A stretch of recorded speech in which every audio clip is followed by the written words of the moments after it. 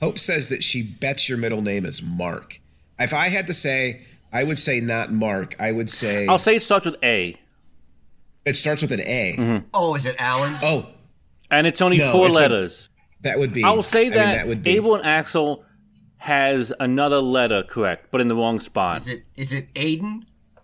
Isn't that 5 how many letters? letters do you think is in Aiden? Yeah. No, A-D-E-n. I don't think people spell it A-D-E-N. Yeah, I was thinking Alex? A-D... Is it Alex? I would say Alex is closer because the correct letter's in the right spot. Is it Alan with 1 N? Or 1 L, I mean. Alan with 1 N. So, Alan. Is it Alto? How about Alto? How do you spell? Or Alta? Wait, how do you spell that? Is it Aldo? Like Aldo Nova? The great 80s one-hit wonder? Aldo. No way. Really? Your name is not Richard Aldo. It is. And welcome to another episode of Even More Mashed Up, the pop culture podcast featuring 2 professors talking about all things pop culture. Woo-hoo. I'm Patrick. Hey, and I'm Alan, and I had a great intro. It has been forbidden. So I could you say, Patrick, that today's show is a little unconventional? Well, yes, actually, we could. It is quite conventional since we are talking about the subject we are talking about. Well, it would be conventional if any old podcast were doing it. But it's also any about old podcast. It is about a convention, and so by definition, it is conventional. And yet the way we're going to handle it will be unconventional. Especially because we didn't go to the convention. Exactly. Well, no. I mean, you don't need to go to the convention to talk about it. Not anymore. But we're going to put a twist. It should be clear, if they wanted to invite us to said convention at any point, we would, of course, happily attend on their dime. Exactly. That's right. Said convention being the San Diego Comic-Con, which is the subject for today's show. That's right. We're doing a San Diego Comic-Con roundup. Boop, boop, be-dee-dee, boop, boop. Nope, that's Trailer Park. Oh, darn it. Got my sound effects mixed up. Yeah, roundup is the Cowboys. Yeehaw! Oh, yeehaw! Little doggy. Yeah. You know. Pating, patong. What's pating, patong? Ricochets. Those are the bullets the ricochets. Like they're hitting the rocks all around me, but they're not hitting me.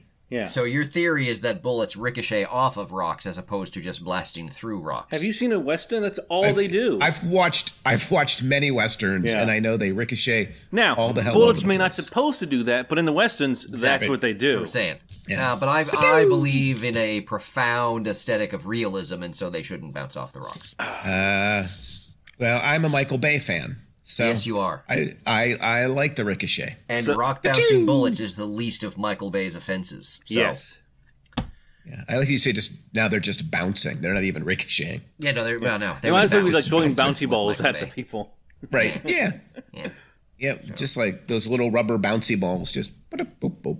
So we are talking about all the news and announcements and excitement that came out of this year's San Diego Comic-Con. Woo! Well, are we really going to talk about all of it? Probably not. Specifically things that had trailers for themselves. Yeah, trailers and other things, yes. Yeah, like I've got a list of things to talk about anyway. I do but indeed. Shall we start with the trailers, or do you want to start somewhere else, Patrick? No, we can start with the trailers. Okay, I assume if we're going to start with the trailers that you would want to start with Wakanda Forever? No, we got to end with Wakanda Forever. That was the best of the trailers. You got to build up to it. I thought that... Lord of the Rings, Power of the Wings? Or the Wings of Power? So do we need to work from the least impressive trailer forward then? Like, is that the way you build? Something like that, yes. Does it not matter? I just feel like we need to end with Wakanda Forever. Okay. All right. So where do you want to start? I'm going to let you decide then. Well, I feel like, we should, in an effort to include Rich, who is also here today. Yes. I love being included. We should start with the Dungeons and Dragons Honor Among Thieves trailer. So you want to start with the least impressive. Now, I will say, I 100% agree with that. I have questions that it was for the least Rich impressive trailer I ever saw of those options. of SDCC. Which is funny, since the Black Adam one is like half the length of it. It's almost as though quantity does not equal quality.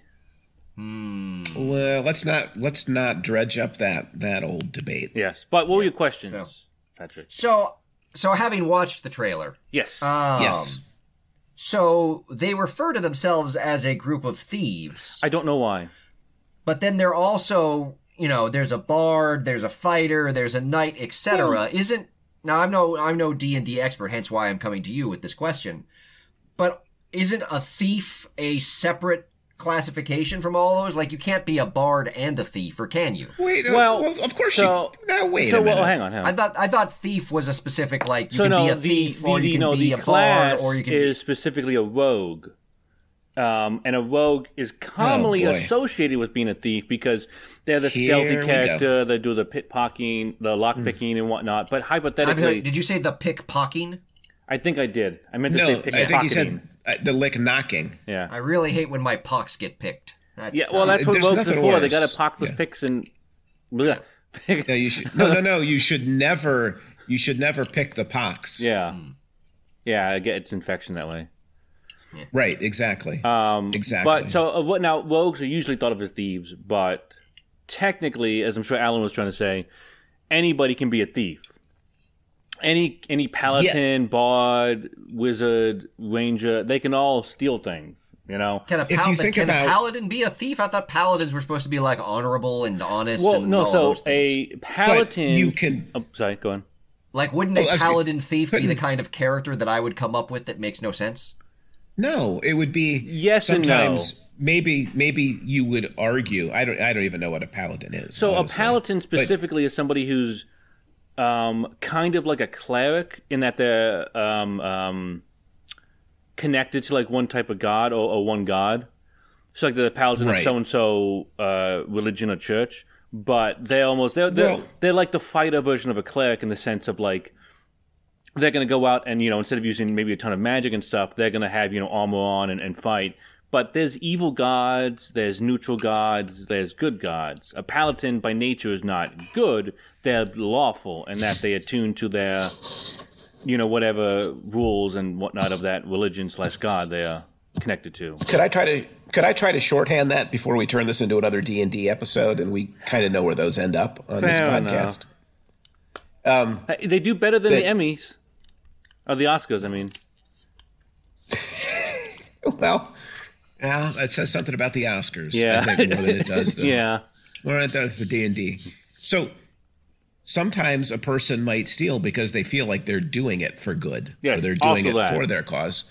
Or number two, like Jim Baker and Jimmy Swaggart would have been 80s style kind of cleric paladins, right? And they weren't above stealing and, gobs and gobs. Well, so it seems to me like you're just talking about a Jim Baker kind of character there. So, who, anyways, by the way, I was just asking a technical question because I thought thief was a specific classification. No.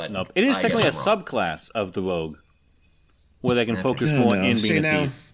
Oh, Rich, we were almost out, and now we're back in. That's okay, Alan. I've got a question for you that'll bring us back out of it. I hope it has to do with Chris Pine. On a scale of 1 to 10, can you rate your excitement for Chris Pine being the lead in Dungeons & Dragons: Honor Amongst Thieves? I am very happy you asked this question, Patrick, because I think I have been unfairly maligned on this show as somebody who hates Chris Pine. Rightfully so. But really, what I hate is Steve Trevor. I can draw a distinction between the two. Here's... In general, if Chris Pine is in something, it doesn't make me want to run out to see it necessarily. Yeah. But it also doesn't make me reject it. So Chris Pine is a lead, I don't know, like a 5. Like I'm fairly indifferent probably. But there are a couple of things about Pine in this trailer that really appeal to me. Really? Okay. Number one, he plays the lute, which makes me think of him as the prince, one of the two princes in Into the Woods. Oh, which he played one, didn't he? He played one in the movie. Yes, yeah. That's my point. Is I think that is one of my all-time favorite Chris Pine roles. I felt like he really inhabited that prince role. Yeah, And so if he could replicate that, which he's not, because the one is a very comic role and he looks much more serious here. But secondly, the reason I really like it is when he walks off with a character to get a drink, it looks exactly like I imagined it looked when we went to get waffles in D&D. Ah. Oh. So in two ways. Cthulhu. Exactly. No, that wasn't Cthulhu. That was the one before Cthulhu. No, the first D&D campaign. I see what you're saying. Yes. Yeah, we went to get waffles. Waffles is a recurring theme, it seems, with your characters. Yeah. Actually, waffles were much better outside of Cthulhu. Yes. Inside of Cthulhu, bad things I associate with waffles, or at least the Waffle House. But anyway, I'm not really upset that Chris Pine is doing it. This looks like a movie that I might go see if there's nothing to do on a weekend. Okay. But it's not a movie that I feel like is a must see. Yeah, no, it's one that I might catch when it pops up on whichever one of the streaming services Right. pop up. But yeah, not I mean it looks like perfectly kind of, entertainingly kind of empty fun. Yeah, I agree with that. Not anything that I'm like it's not going to be transformative or anything like that, but it looks like it might just be kind of fun. So neither of you see like a dream of a D&D universe that would rival the MCU coming out of this? No, because it's even from the trailer, you have them people just saying stuff like, "Oh, I'm glad he's," like just very like token cliche like sayings of like, "Oh, I'm glad he's on our team" or whatever, and it's like, okay, so they're not going to really try that hard, stuff. No, it's like there's going to be a bunch of Easter eggs for people who play D&D. Oh, I recognize that creature. Oh, I recognize that. I saw a gelatinous cube. Yeah. I saw people avoid Easter eggs. Yeah, I did see people avoid this place of peace by jumping to the gelatinous cube, which is a poor choice, I would say. Yeah, I thought the gelatinous cube was like something that like kills you almost immediately. No, it's basically like a cube of acid. So depending on how, hence why jumping into it would be bad. Yes. Oh yeah, but like it's kind of like also like the Sarlacc pit where it kills you very slowly. See, you guys start talking about gelatinous, and I start thinking about Jell-O. You throw a little marshmallow in there, and you got yourself a little treat. The marshmallows are also acid. Yeah. Oh, never mind then. Yeah. Yeah, you don't want the marsh. Those are like concentrated bits of acid in the gelatinous cube. But yeah, I think it'll be like you said, like it'll be something to catch on whatever streaming service it goes to. But otherwise, yeah, it's not something that I'm going to be unless we do a show about it. I'm more likely not going to go see it in theaters. So. Yeah. I got to be honest. I think our chances of doing a show on it are relatively low. It depends. Maybe it's a slow, film week, and we need something. Fair, or maybe it's like way better than people think it's going to be, or maybe I cannot imagine it being really. Well, maybe it's really terrible. It could be. I think it's going to be perfect. I think it's going to be perfectly fine. Yeah, I don't think it's going to be memorable at all. But yeah, you never know. It could be terrible. So if it's going to be perfectly fine and not particularly memorable, undoubtedly we will talk about it since that's what Marvel's been churning out lately. Well, it might as well. Yes, can't be any worse. Yeah. And we keep talking about that stuff. Yeah, we do.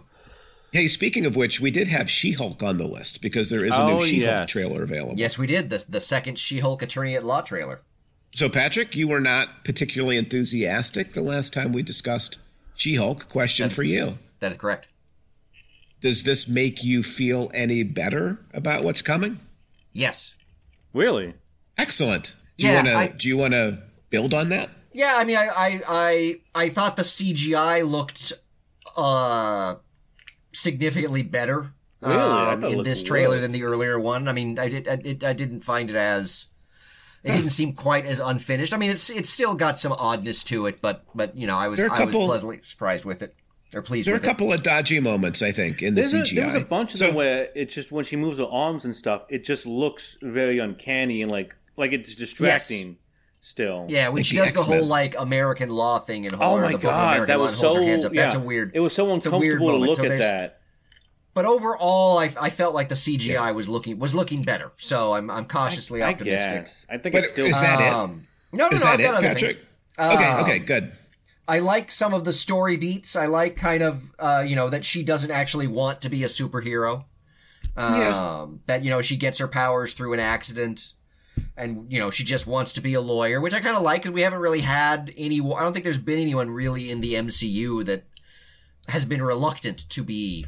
Yeah, they've been like, sweet, I've got powers, woo! Yeah, so it's a twist. Okay. I kind of like that. I like that there's a bit of kind of the wish fulfillment. She talks about, remember the girl who's like all perfect in high school, and now that's me. So I kind of like that. I can't imagine why. She-Hulk, yeah, that might speak to me a little bit. I like that she was like kind of better at Bruce than a bunch of stuff. Like, Yes, I do like that she's, doing better than Bruce, and Bruce thinks he has to, like, school her on everything.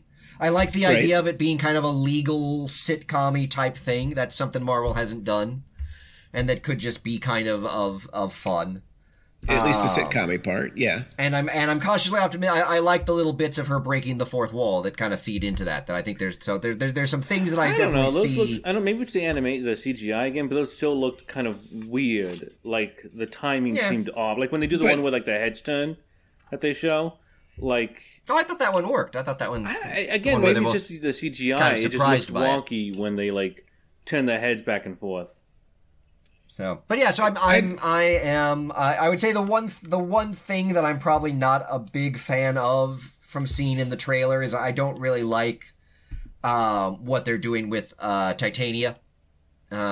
She's very different from the comic book character, and I'm not feeling that very much. In terms of that, but I am feeling better. It seems like it might just be kind of a fun little half-hour kind of, legal situation comedy, which could be fun. So I'm feeling a little bit better about it. So have they said how many episodes it'll be? I think it's the usual 6. Okay. And they're all around a half hour to 40 minutes. Okay. Yeah, I guess.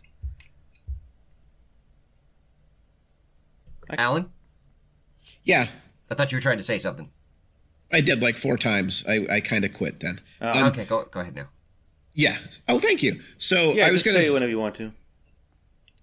I was going to actually agree with a couple of things that you said. One, I really like the breaking of the fourth wall because it just felt different in that way. I mean, really it is very Deadpool-y, but which is fine. Well, okay, but.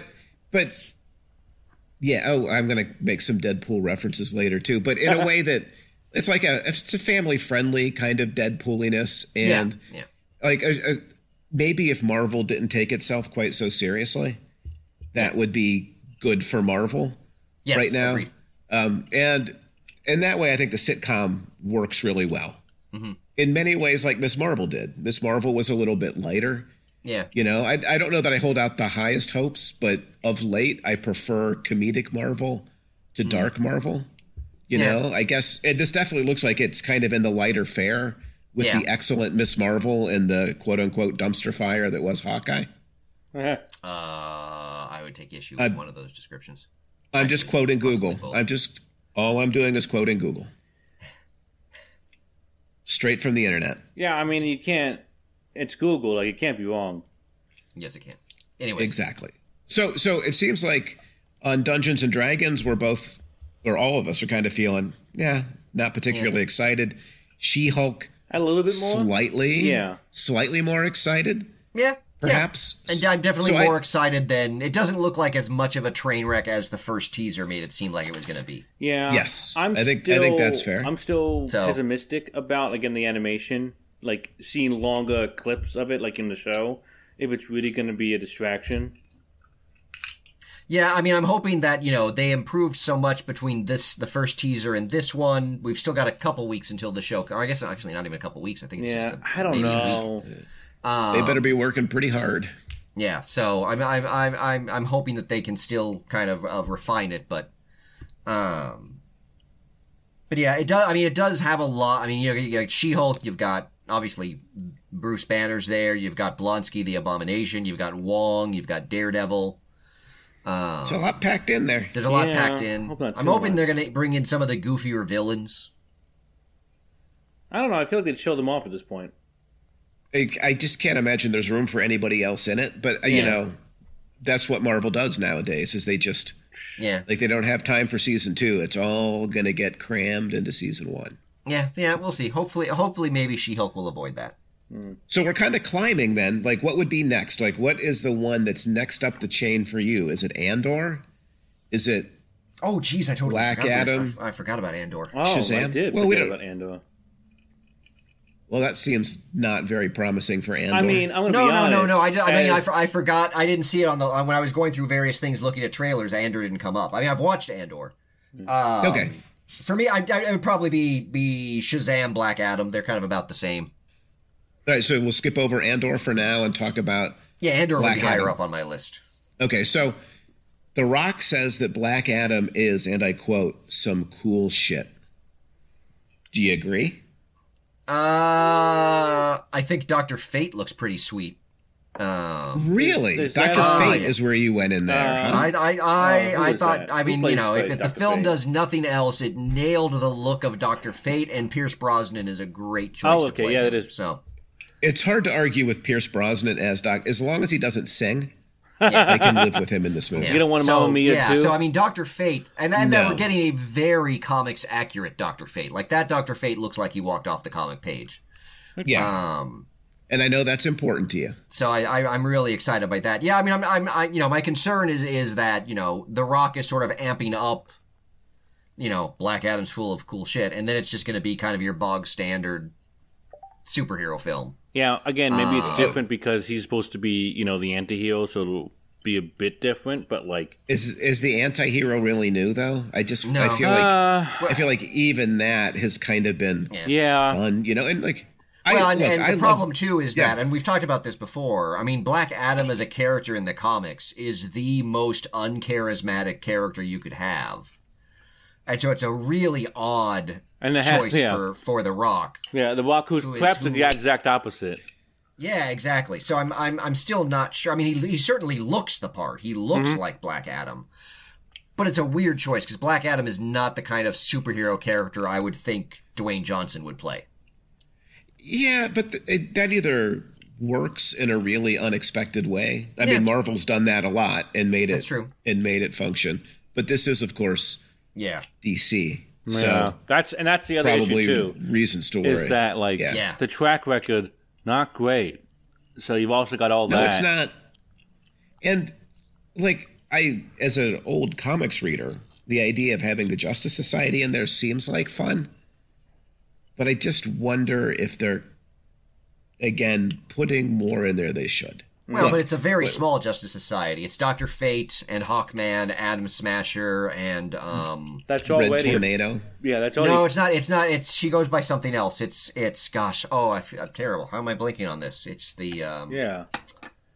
Oh, what is the character's name? I can picture the her and everything. Cyclone. That's what she's called. Cyclone. Oh, my notes say Red Tornado, but I'll take your word for it. No, I think she's the comics. I think she's a descendant of the original Red Tornado, the female version that wore a bucket on its head. That's a classic Red Tornado right there. Yeah. So it's a very small Justice Society. It's not the big one. Still, that's a lot of people. It just feels like a lot of characters that nobody knows anything about or much cares about. That is true. I mean, again, I have a feeling that with the exception of Dr. Fate, they're largely just going to get jobbed by Black Adam. So, no one really needs to know about them except that, Black Adam's gonna beat the bejesus out of them. Yeah. I guess so. But when I was a kid, Hawkman was one of my favorite superheroes. I just thought Hawkman always looks way cooler than he ends up being. So cool. And then you read him in the comic books and he kind of sucks. Yeah. And then he's never good on screen, right? Has there ever been a good Hawkman? The first season of Legends of Tomorrow, I think, really nailed him. Oh, okay. Oh, okay. Now I see what you're doing. Yeah. How did you... Yeah, wow, I can't believe you thought I was serious. No, that was... It was awful. God knows I love me some Bebo. But, I think Debo was season 2. No. Yeah. It's Bebo, not Debo. I said Bebo, didn't I? It sounded like Debo. Oh, anyway. I thought Hawkman came later in that series. But no, maybe it was first season. Was it there a hot woman too? Remember Hot Girl, the barista? Oh, that season 1? That's season 1, dude. That was a bad season. Bad season. It's all season 1. Yeah. So you're actually anticipating Black Adam more than She-Hulk? Because I feel like we're kind of slipping backwards here with you. No, not they're maybe just a titch more, but yeah, okay. But still, you see a lot of reasons to complain. There's a very big middle between, say, Dungeons and Dragons and Wakanda Forever. Yeah. And so we're talking about very small gradations of difference between things we're talking about in the middle. Kind of in the squishy middle. Yeah, so She-Hulk, Black Adam, Shazam, they're all kind of in the squishy middle. So let's talk a little bit about Shazam, which of the 3 I think was the trailer I liked the best of the squishy middle. I thought it did the humor that She-Hulk was trying to do. Kind of almost like a Deadpool light or a Deadpool for families or a Deadpool for little kids, slightly better than She-Hulk did. I really like Zachary Levi. Yeah, he's great. Yeah. I think he embodies a certain kind of Shazam that's funny and watchable. I didn't love the first Shazam movie, but I didn't hate it. It was, to me, it's one of the better DC movies. It is, in that it's not a complete trash fire. Yeah, I mean the issue with the first Shazam movie is that, as we talked about, like, it's basically a family-friendly movie, except for like a handful of like really grisly and or gut-wrenching moments, like when that boardroom scene is brutal. The boardroom scene, and then when Billy shows up at his biological mom's home, and the mom's like, "I don't want you anymore." It's like there's just moments that tonally are just really off, right? In that film, but other than that, and it, Shazam! Fury of the Gods still seems to be working very much in kind of that family-friendly. Kind of lighthearted, not really, it's not doing any world building beyond kind of its own little corner of the DCEU. Right. And there's nothing wrong with that, I think. No. Though it is funny that, the next 2 big films we have are both coming out of the Shazam mythos between Shazam and Black Adam. DC is really, you would have thought by now they would have been doing knockoff Marvel stuff and making some money. Their inability to gain traction and get moving is stunning. The new guy says they have a 10-year plan for the DCEU, just like Marvel. Yeah, sure. Well, it's a shame Marvel tells us that plan. The first step was to shit can the Batgirl movie, right? Yeah. Which is something we might want to talk about. As well. Yeah, the already completed movie. It's not. No, it wasn't complete. There was still some post-production to do on it. It was the producers, the directors have said it was not done. I mean, it was close to done, but it was not done. But still, that's 90% done. How much money is that? It must have been really bad then, right? I don't know, because they said it. The articles I've seen have said it tested the same with audiences as Black Adam, like in the 60s. So bad, but not bad enough that DC shouldn't be running with it anyway, right? Because they run with all of this stuff. Well, I mean, again, just dump it on. Well, and it wasn't going to theaters. It was going to HBO Max. Like, it's not like they're doing a big rollout of this film. It was just going to their streaming service. For God's sake, they do multiple seasons of Titans on that thing, and Titans is a garbage fire. Well, and they're doubling down on Ezra Miller as well. Which is hilarious that they'll commit to that. I suppose they're hoping he's now got a felony arrest warrant out for him. Yeah, stealing liquor bottles apparently in Connecticut. Yeah. It is one of the things I found interesting rewatching the Shazam trailer when he starts off with like, "Oh, there's already a hero wearing red and with a lightning bolt on his chest." I'm like, "Oh, maybe not for much longer." Yeah, I guess they're hoping that. I mean, a year is essentially like a century in social media time. That somehow Ezra Miller can be reclaimed between now and then. I did see a tweet today that said, something like, "I'm betting there's a 25% chance that by the time the movie comes out, they've changed the title to Batman Flashpoint." Well, that's the other option, is that this could just keep snowballing. Yeah. I was doing just a little reading on Ezra Miller and just the various allegations against him right now. It's scary. They are varied and quite stunning. Yeah. That's clearly someone who needs some help. Yeah. Yes. But back to Shazam on a lighter note. Yes. Helen Mirren as a villain, I think, is just an eminently great idea. And Lucy Liu. Lucy Liu's the other one, and Rachel Ziegler is a third. She's like the younger daughter of Lucy Liu and Helen Mirren's characters, I guess, or younger sister. Yeah, all of that's great, but Helen Mirren, especially to me, kind of stands out as not the kind of person who normally gets cast in one of these kinds of movies. Yeah, it reminds me of Glenn Close in the first Guardians. Yeah. Is Glenn Close that old? I don't know if she's as old as Helen Mirren, but I'm thinking more of like, you're kind of established, serious kind of Oscar caliber actress. Right. In the sense of Glenn Close and Helen Mirren kind of being on a par that way enough. In terms of their legacy, their body of work, or sort of kind of their standing within. Like, I think Glenn Close and Helen Mirren both have kind of a significant, that's fair, track record. That makes them, again, it's kind of an odd choice of like, this is what you're doing, but more power to them. Have some fun, make some money. Yeah, absolutely. And I hope she has a lot of fun and that she makes a lot of money. Yeah.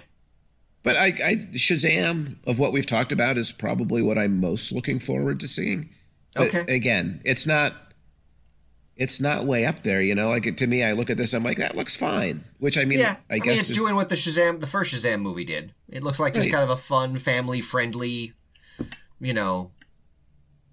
And I will say I am very upset that we're not getting Mr. Mind, though. I know you are. They teased Mr. Mind at the end of the last film that we're not getting Mr. I want my cute little alien evil caterpillar. Well, just wait and see. Who's to know? Maybe he's the big bad at the end of the trilogy. Possibly. Maybe he's going to be like the Thanos that shows up in the post-credit scenes for like the first handful of movies. Exactly. And this is how DCU is going to beat Marvel. He's like, we're going to tease our big bad. It's going to be a tiny caterpillar alien. Yeah. Caterpillar he alien. might have some troubles, but which I would be totally down for because I do love me some Mr. Mind. If they can stack a Shazam 2 on top of a Shazam 1 and they both look fine, DC has really raised its game, I think is what we ought to say, and we ought to congratulate them. And you know what? DC needs some, some singles and doubles before they start going for the home run again.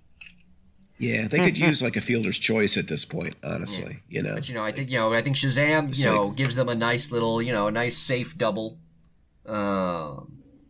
I don't know, like just advance the runner to third, man. That would be fine too. It's gonna do. It'll probably do. It is one I will go see in the theaters. Well, there is an endorsement for the Shazam. As is Black Adam. I will see both. These are both films that I will see in the theater. I imagine I will too. So that makes him a step up from Dungeons and Dragons. Yeah. Although I love the movie theater, so I'll see almost anything. Like you said, Zachary Levi is great in the role. So. All right, well, how about Andor then? Let's move to something that maybe you sound like you're a little more enthusiastic about. More Star Wars. That's what I'm looking forward to. Well, for Rich, it's Star Wars. For me, now we're doing a prequel. Correct me if I'm wrong. Oh, boy. To a prequel. We haven't done that yet. It's like we're stacking prequels. Well, is Rogue One really a prequel? Because it kind of happens in between New Hope and the previous trilogy and the first three films. So it's kind of like a midquel. I guess you could call it a midquel, but I think it could still be called a prequel because it's clearly a prequel. I mean, they are billing it as a prequel to Rogue One. Yes. Yeah, and there's I don't know, which is not something anyone wanted. Rogue One was a great movie. And this is being done by the people who did Rogue One, so I am cautious. No, that's what I'm saying. Rogue One was a great movie. I didn't want a prequel to it. I never want a prequel, Rich. Yeah. Like I can't think of the last time I said to myself, what I really want is a prequel. Like I'd like to see a prequel because I just love them so much. I'm not a prequel fan. But like Patrick said, it is made by the people who made Rogue One, which is I think, without doubt, the best Star Wars film ever made. And so the best Star Wars film ever made, in your opinion, is in fact a prequel. It's true. It's fair. It seems like by the time you're done with Star Wars, everything feels like a prequel. It's hard to, I mean, at some point you got to say, like, what are we, what do we got to come up with like a new term. Because, they're sort of mining a lot. There's a lot of space to mine. I see what you did there. Sort of in between films. Yeah. Yeah. So, I don't know. Like, I'm cautiously optimistic because I loved the film that this is going to build towards. It's the same people making it. I'm cautiously pessimistic because, you know, I'm around Rich on a semi-regular basis, and nobody hates Star Wars more than Rich right now. And two, like the Disney Plus stuff has not really spoken to me. Yeah. Though they are not using the CGI volume thing. They did all practical sets and things like this. Which is nice, but that wasn't the main issue. Could be. It was a big chunk of the issue in Kenobi. Well, but I mean, again, The Mandalorian used it. Like The Mandalorian, the first season was still okay, and that was all shot, I think, in the studio as well. Yes. Yeah, Mandalorian is in the volume. Yes, Kenobi had issues. I don't think that was the main issue with Kenobi. Well, it was for some people online. They felt like if you start making a list of problems. Kind of But yeah, it runs pretty deep. I'm surprised that it's because it's like 10 to 12. It's like 10 or 12 episodes long. Like it's a big show. Oh God, that's just terrible news for me. Because they're dropping the first 3 the day it comes out. Oh boy! Just because you can supersize everything in America today doesn't mean you should. I'm sure it's just because that's the size of the story they have to tell. Yeah, because that's been kind of the track record of all of this streaming stuff. Is they're always like, we're going to make this as lean and as tight as we possibly can. Wasn't someone just complaining about how She-Hulk is trying to shove too much into too few episodes? No. So here we are. Give them more episodes. Doing less that in more episodes in it. No, if She-Hulk had double the episodes, I'd still be unhappy about that. No, it'd be fine. Oh, it would not be fine. No, it would not be fine. The problem isn't. Anyway, are you disappointed, Patrick, that the droid that everybody apparently loved is not going to be in? K2SO? Yeah. Which is kind of a bummer because he was like one of the. I thought if he would be in there for the show, it would have been a bit of a high point. Well, you got to save something for season 2 of Andor. Well, you know what? Could we just not talk about droids? Like, I don't understand why anybody would be excited about a droid showing up. Not because he was funny. He was a funny droid. People like the funny. And he probably would be the best thing about the show. Well, that's, again, Rich, damning with very faint praise. I don't know. You're getting a lot of Mon Mothma in this show, too. And who doesn't want more Mon Mothma? Or Saw Gerrera, right? That's a character I was like, I'd really like to know more about Saw Gerrera. Yeah. I think it's Guerrera. I read about Mon Mothma in the Extended Universe. I don't need a show to tell me.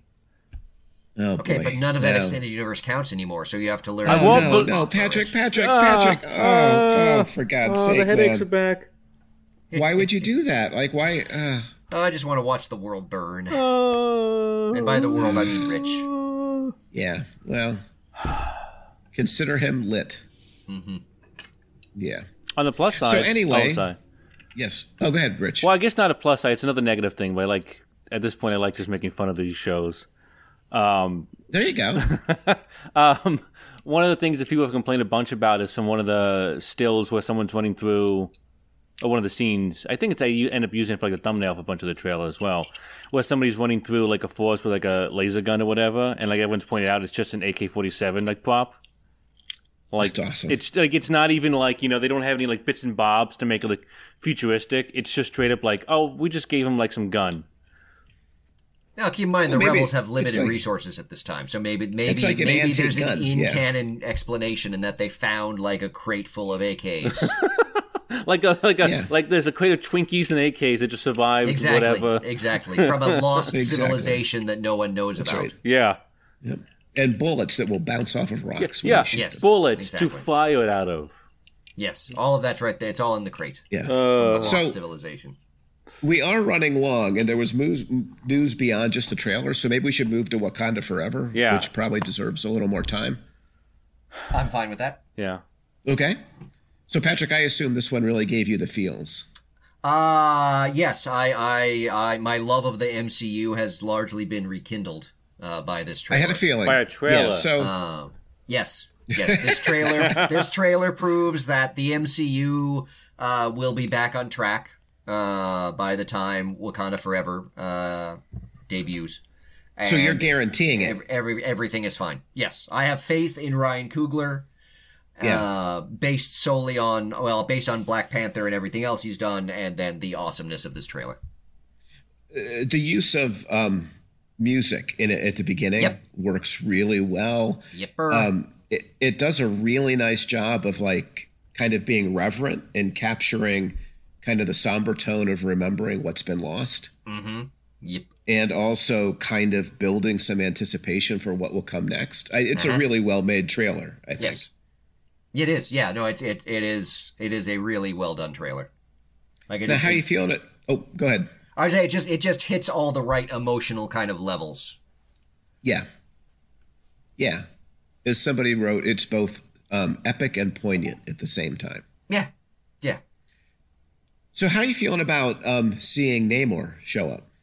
I am intrigued. I mean, he's a pretty big Marvel character. He is indeed. I like. I'm intrigued by the idea of basing. I guess they're not Atlanteans. There's some other race in the film.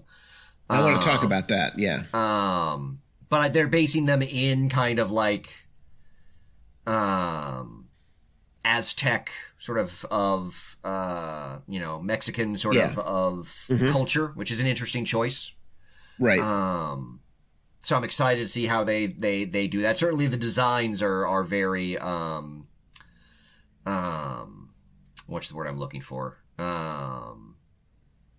Powerful, I guess, would be how I would describe it. Okay. So yeah, I mean, it's obviously a very different Namor from the Namor in the comics. And do they not have like the rights to Atlantis? Yeah, I'm not sure. Maybe they do. Maybe they. I'm not really sure what the rationale for the change is. Maybe they don't, because you know what's going to come, right? Because Namor is kind of coming out of Central America, with like some kind of submerged city and Mexican culture.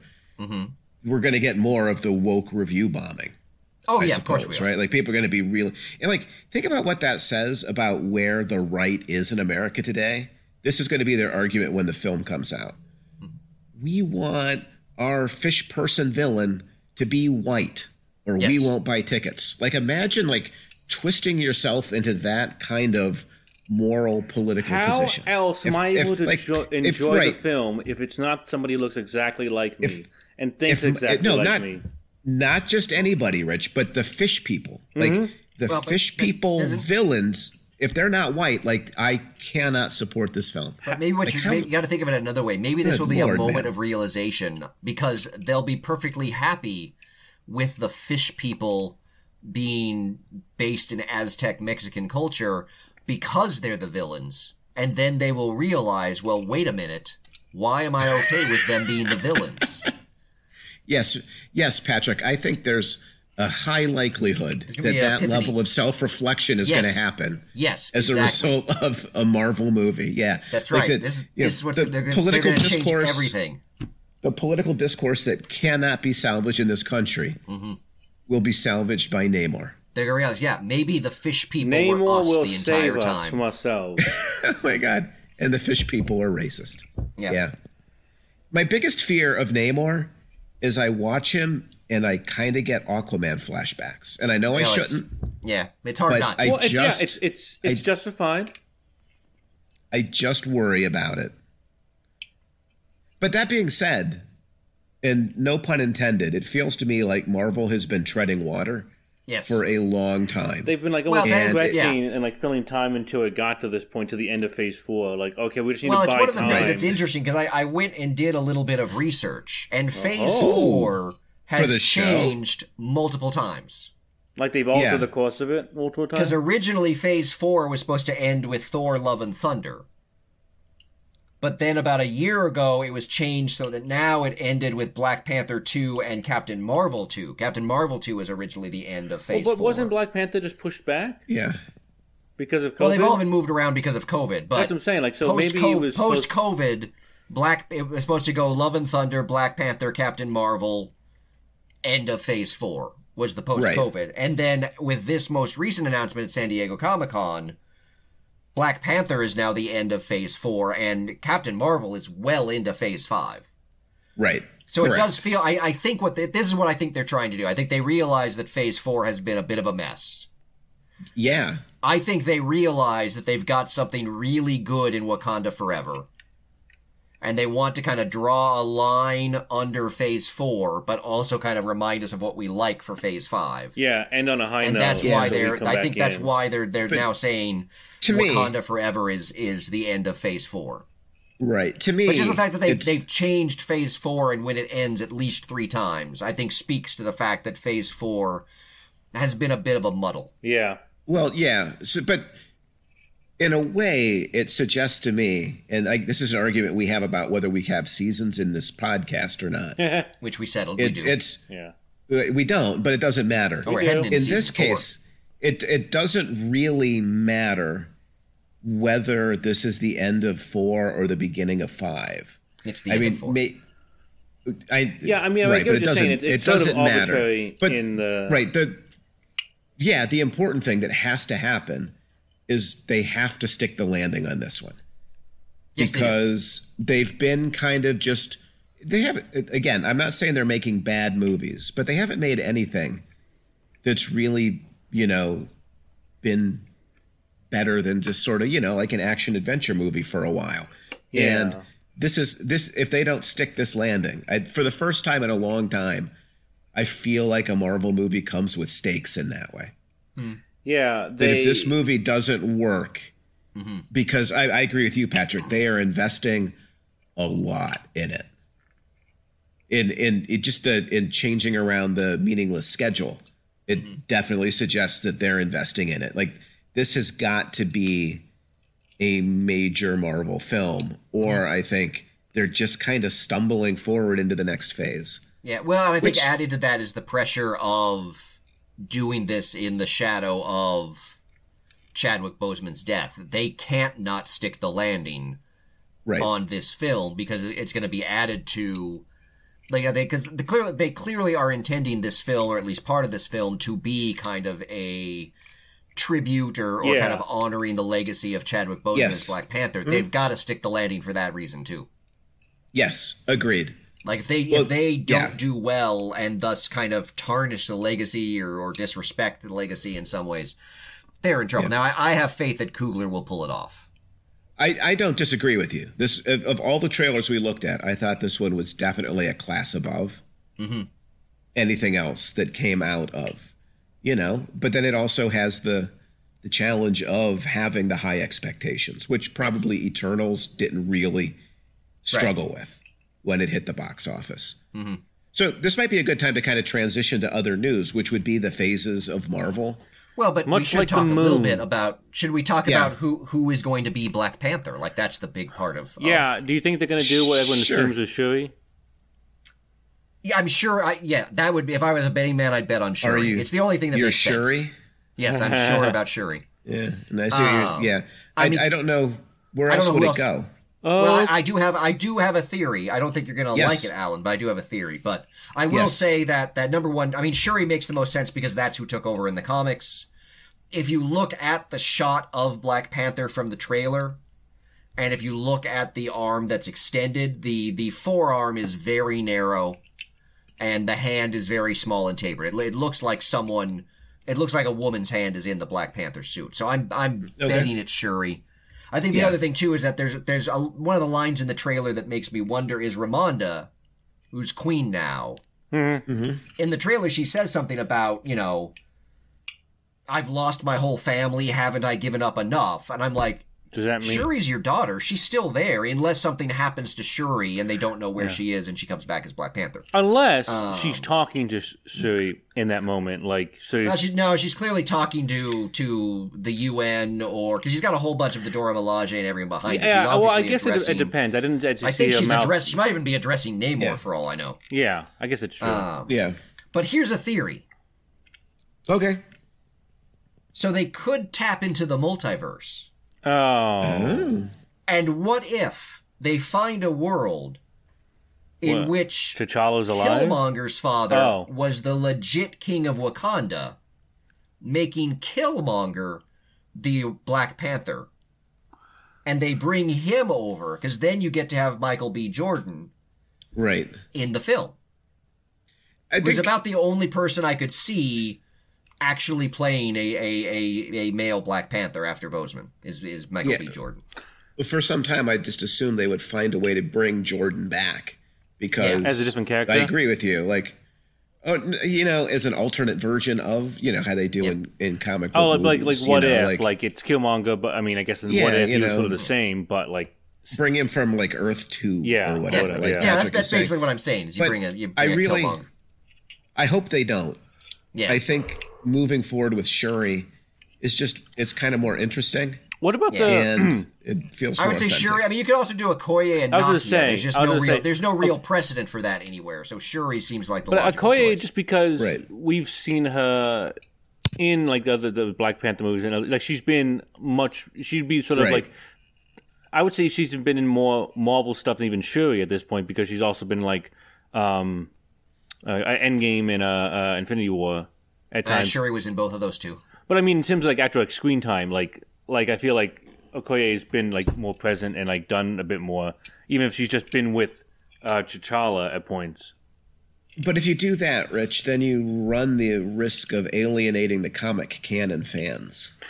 I mean, who are going to say what Patrick said, like, well, okay, like there's no precedent for that. She's not part of the lineage, even within the universe proper. It doesn't seem like the Black Panther mantle ought to go to her. Like Shuri seems like I guess it's just it.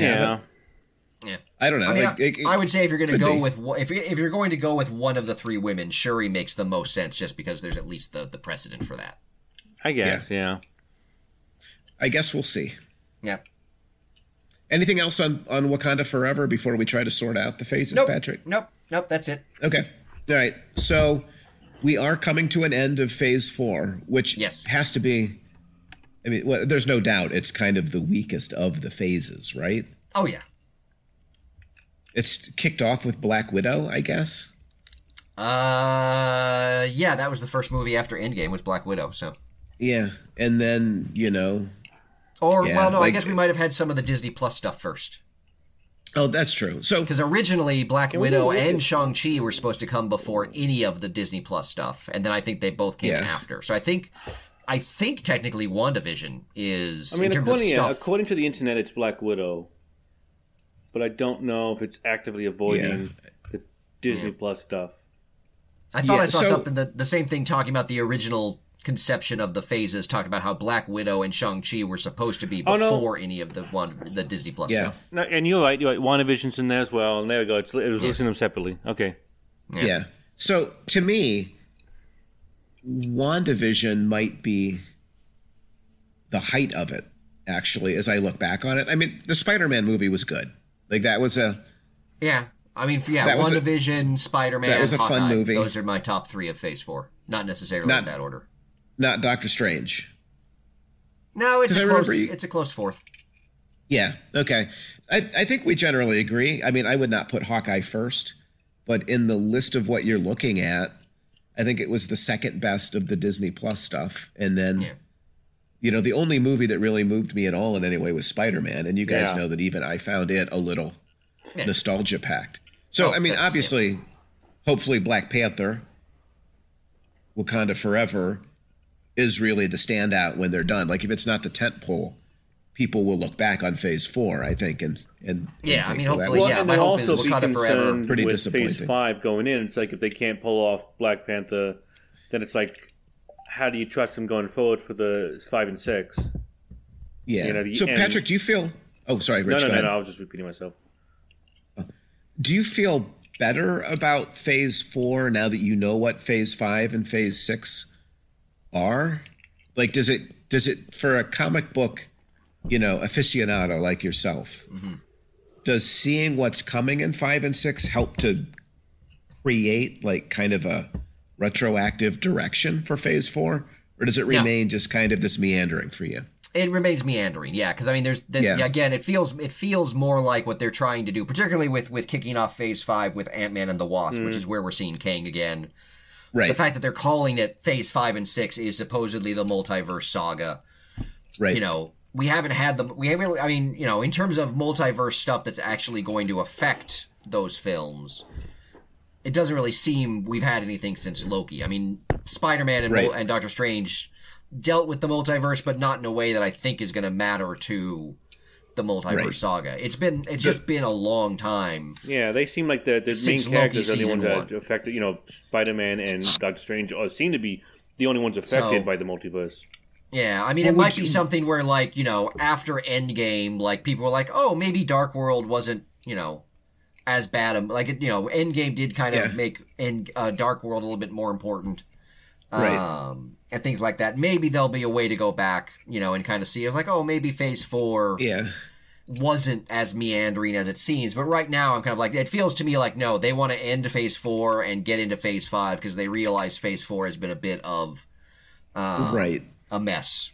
Almost as if it just feels like, in retrospect, they didn't have a really solid plan for the post-Endgame stuff. Well, they keep saying they've never had a plan, which I don't really believe, but they keep saying they've never had a plan. But even looking at the Phase 5 films, and the series, it is still a bit of a motley group. Like, I think back to Phase 1, and you can clearly see in Phase 1, okay, we're doing Iron Man, we're doing Cap, we're doing Thor, like, we're obviously moving towards the Avengers. It still doesn't, like, I look at, Ant-Man and the Wasp, Secret Invasion, Guardians 3, Echo, Loki, Marvels, Blade, Ironheart, Agatha, Daredevil, Captain America, Thunderbolts. Like, there's still a lot going on there that seems to be doing a bunch of different things. No, I agree with that. And again, on that list, there's not a ton that really gets me super interested, I guess, kind of looking through them. Yeah, and so, I'm intrigued by they are going to come fast. They are going to come fast, though, right? Which is... Yeah, I mean, it's basically done by July of 24, so we're basically less than 2 years. Right. From being done with Phase 5. Right. And then Phase 6 is, it now looks to be like a relatively streamlined, big climactic. Well, it's weird because I read, when they originally announced it, because I've seen it described in two ways. I've seen it described as, Fantastic Four and then the two Avengers movies are the first three films in Phase 6. But I also saw it reported that Fantastic Four was the first and then the Avengers ones were the two last, which implies something coming in between them. Though the dates between them don't leave a lot of room for that. So I'm curious if there's more filling in between the three films or if there's stuff after it. Right. And we're still, of course, all waiting for X-Men at some point to drop as well. To pop out of the woodwork. Yeah. I don't know, like Secret War, Secret Invasion, those could be good shows, I guess, and movies, right? Well, but it depends. Well, Secret Invasion, sure. Secret Wars, it depends which one they're doing. Right. Like, are they doing the original, or are they doing the most recent one, which is kind of the one that rebooted, or at least kind of restarted the Marvel Universe? Right. And everything in the mention of the incursions in Doctor Strange, all of that is leading up towards the latter Secret Wars, not the original one. So, okay. Is that a good thing or bad thing in your book? I don't know. Okay. It feels a bit early, particularly without the X-Men around much, to be doing something like the original Secret Wars. Right. Yeah. So I wonder if they're moving towards Avengers Secret Wars is not only the end of Phase 6, it's the end of the MCU as we've seen it, and they're going to do some giant reboot, and that's where they bring in the X-Men. That would be interesting. It would be odd to introduce Fantastic Four right before they did that, unless there's some kind of wormhole for the Fantastic Four to sneak through. Well, and you've also got to wonder, like, where are, looking at Phase 5, like, where are the Fantastic Four and the Avengers? Are they going to show up in any of these Phase 5 things, or are they just going to appear whole cloth in their Phase 6? Because again, there's not. I look at the list of films for and series for Phase 5. There's nothing that really jumps out to me as like, oh, that's where we're going to see someone from the FF. Or where you might answer the question, like, who are the Avengers in Phase 6? Yeah, exactly. Like, if you look through that list, like, it's not, Ant-Man, love him or not, seems unlikely to be, like the key Avenger. Yeah. Moving forward, like I'm looking at that list. I mean, I guess you obviously got Captain Marvel. Captain Marvel, yeah. In Ironheart, you have an Iron Man replacement. Yeah, I mean, you've obviously got Sam Wilson, Captain America. Right. Right. There's the Cap 4 movie coming. Yeah. It's a thin Avengers. Maybe. Yeah. Maybe the younger version of Hawkeye. Maybe she shows up. Yeah. Well, it also could be. I mean, if it's the Avengers, the Kang Dynasty, it also could be an Avengers assembled across the multiverse. Right. Yeah. So. And that might bring some of the old guys back. Do you think? Like that Possibly. Would be a way to. Yeah. Enliven Phase 6 for sure would be to have or bring in Robert Downey Jr. return. Or bring in rebooted versions. Yeah. To kind of test. But yeah, again, I'm still, I'm a little bit, I get that they're calling it the Multiverse Saga to kind of build on the Infinity Saga, but we didn't really call it the Infinity Saga for a long, like that's kind of something that's been called in retrospect more than. Right. Yeah. At the time. So I'm a little bit leery about like I look at these films, and some things, like, Ant-Man and the Wasp, Secret Invasion, Guardians, Loki, Marvels, those all seem to me like things that would be involved in the Multiverse Saga, but everything else doesn't seem very multiversey to me. Yeah. So I don't know. Like, the trajectory of the films in terms of the narrative still seems a little bit fuzzy. Based on what we've got so far. I agree. And if they didn't plan the first, saga, they best get to planning the second, because it's been kind of just, again, sitting still for too long, and they need to figure out what that direction is moving forward. You had Whedon kind of running things fairly early on with Avengers and Age of Ultron. And pretty soon after that, you had the Russos take over as kind of the people that were clearly guiding things. Yeah. Between Winter Soldier, Civil War, Infinity War, and Endgame. Mm-hmm. I don't know. I think part of it is that I don't, and I think this is true in Phase 4 as well, there isn't really kind of that guiding directorial vision. I mean, we obviously have Feige at the producer level, but we don't like, who is the new Russo brothers? Right. They've announced the guy that did Shang-Chi is going to do Kang Dynasty. Right. But is not going to do Secret Wars. So the two Avengers films are being done by completely different people, apparently. It just makes one wonder if Feige... Is it possible that a person in his position might assume that it was kind of himself and his vision that had crafted this, but you're kind of arguing that the producer vision was not enough, that there needed to be a directorial vision. Yeah, I think it was Feige. I think it was Feige in combination with the directors, particularly with the Russos.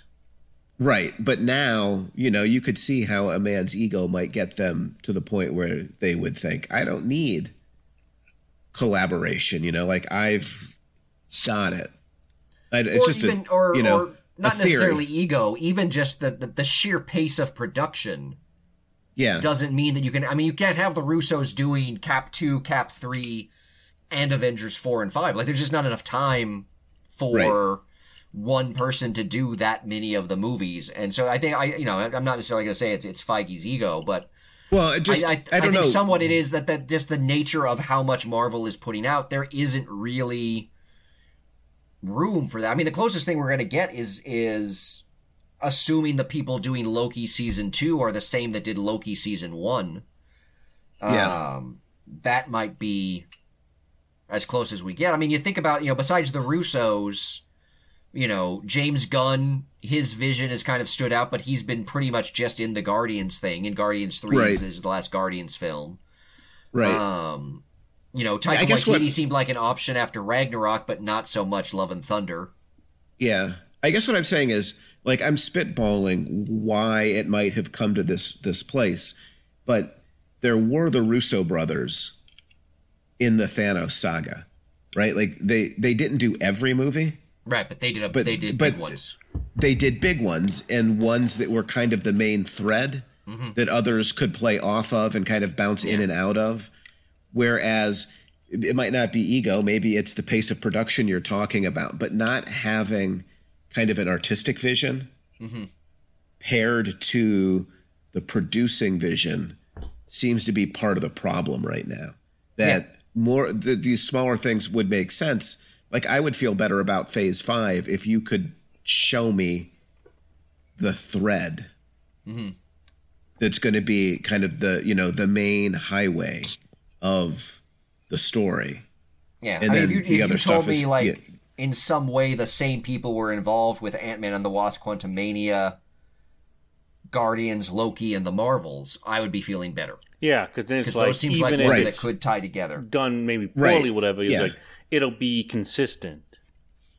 Well, yeah, and that there is then somebody with the artistic vision that's kind of holding it together from the inside of creation, not just the outside of production. Yeah. But I think that's also the issue, too, is that, like, I could see, Captain America and Thunderbolts kind of go together. But those movies are 5 weeks apart. There's no way they're going to be the same people doing them. Like, I almost kind of wish Cap was coming earlier, and like Marvels and some of the other things were coming later, so that you could have more of a directorial vision kind of running through the things that make sense. And it needs to be a vision, though, that connects into Phase 6 too. Yeah, but because between Ant-Man and the Wasp and the Marvels, you've got between February and July. Like, all of that's happening between February and July of 2023. Insane. Yeah. There's no way you can have the Russos doing what they did with their 4 films. And so, yeah, I do worry that they're getting too disparate in kind of who's making these films. Right. And thus, when you get to Phase 6, clearly Phase 6 is the climax, right? Mm-hmm. But looking at the list of 5 right now, you and I could sit and spitball ways in which these might piece together in some kind of way to lead to 6, but I'm not sure the path is as clear as you might hope it would be. Yeah.